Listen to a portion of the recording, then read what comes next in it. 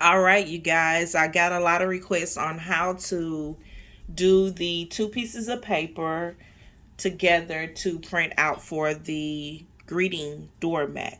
So I can't just tell you a piece of it. If you're designing your entire image in Canva yourself, then make your design to be 12 by 24. 12 by 24 is the size of the mat.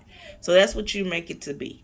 Well, this design that I'm doing for Halloween is going to be an image already made, and I need to change the pixels because if you stretch an image, the pixels do show up to be horrible. So I'm going to go to this image here. This is the image I have here.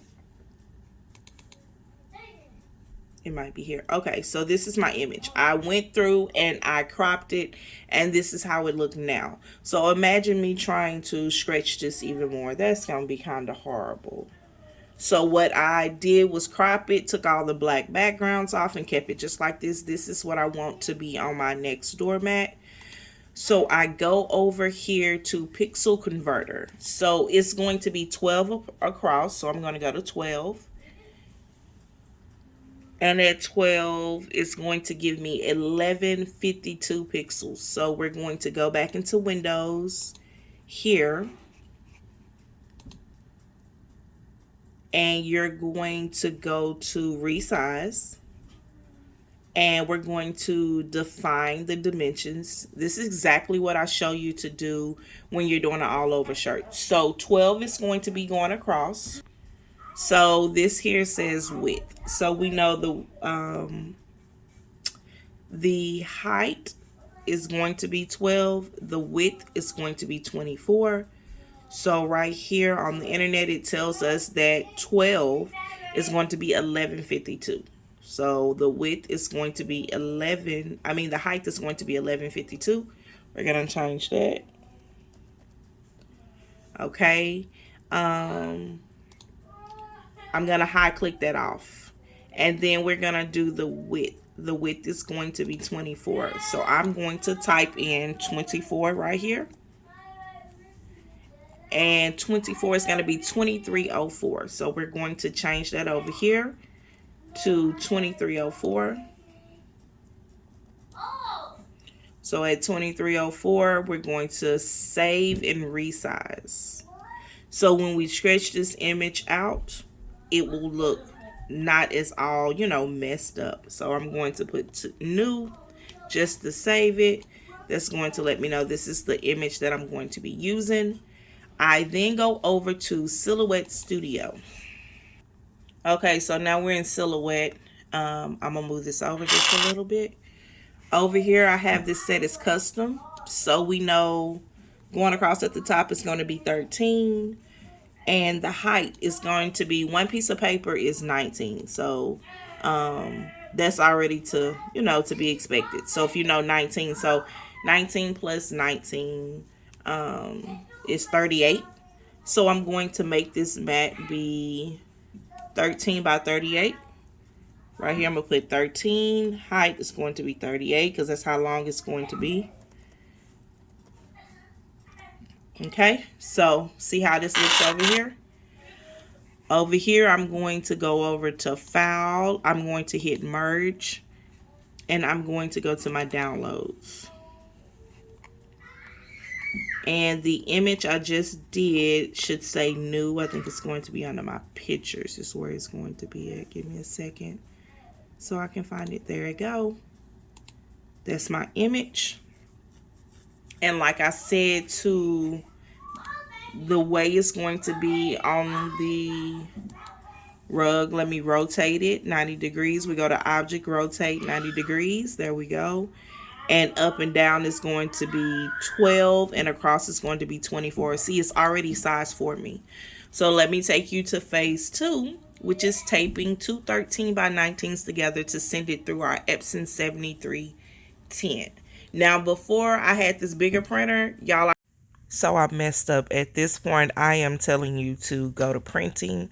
When you go to printing, I choose paper tray, and I go to users define, and I put in 12 by 38.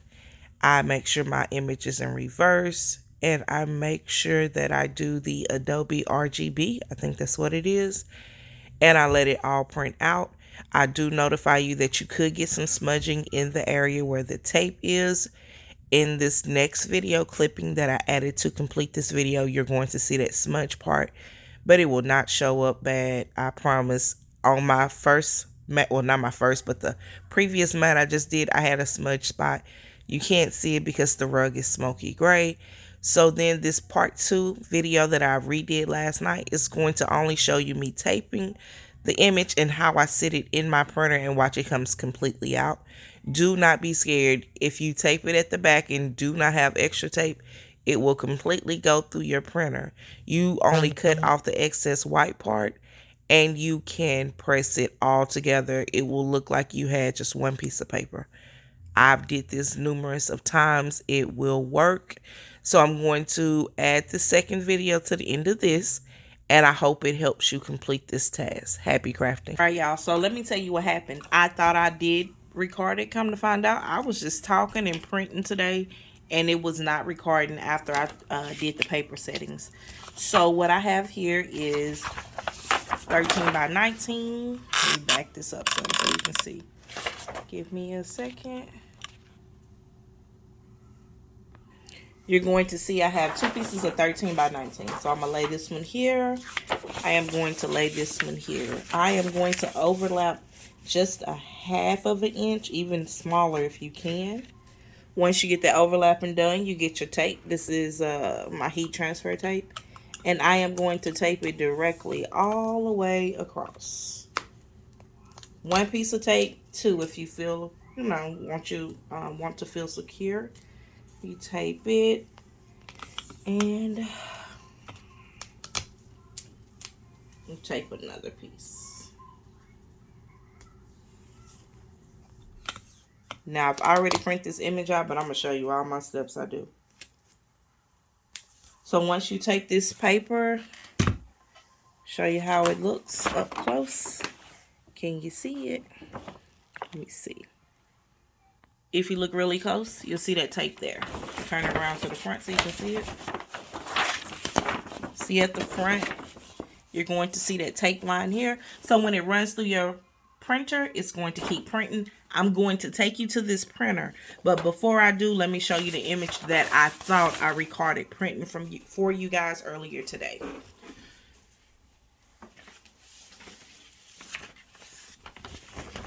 This is my full image.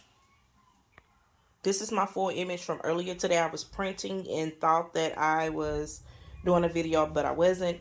I do speak of, you could get smudging here. I think with the eco solvent print, the eco printers, you shouldn't. I have a Epson 7310, which is a regular printer that's converted, so that tape sometimes can get hung up. But rest assured, when you're doing a matte for outside, baby, you won't see it because the mat is smoky gray. So let me take you over to the printer, and I'm going to show you how to install the paper in your printer. So now we're over here at this printer. I'm going to make sure I set my paper for the tray paper. You're going to take your paper like you would do any 13 by 19. If you are using an Epson 2720 or a printer that allows you to print 8.5 by 14, you're going to do this the same exact way. You're going to tape it, take it through the back. You're going to feed it here. And what I do to mine is I just let this hang over. So when this printer gets to printing, it's going to take that in. That printer is going to keep printing. It's going to print out one whole piece of paper. No problem. Let me move it this way so you can see. Again, this is my 13 by 38 paper. I send it through my paper tray here. It's going to all stick together. That's why you have it taped. You're going to let it flip over the bottom like this.